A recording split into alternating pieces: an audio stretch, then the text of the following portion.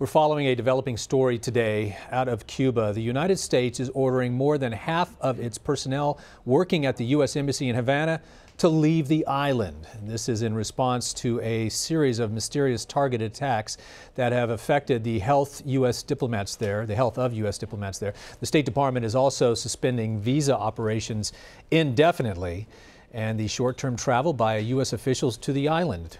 Steve Dorsey from CBS News Radio joins me now from Washington, D.C. to talk about this. Hi, Steve. More than half the embassy employees are being ordered to leave. Break this down for us. Who exactly is going to leave, and what does it mean for the work of the embassy there? Don, this is a significant development since we first broke this story early last month. We're learning from senior State Department officials that only essential personnel will be left at that embassy in Havana, that hulking building near downtown Havana in Cuba.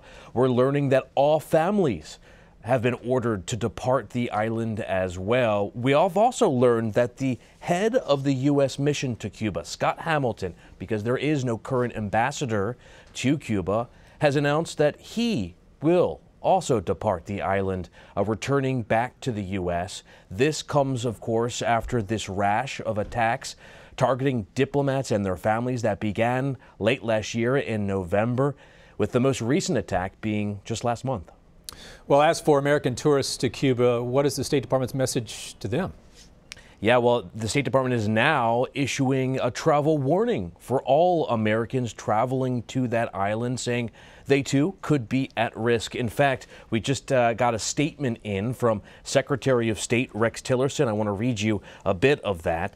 The statement says that the department does not have definitive answers on the cause or source of the attacks and is unable to recommend a means to mitigate exposure.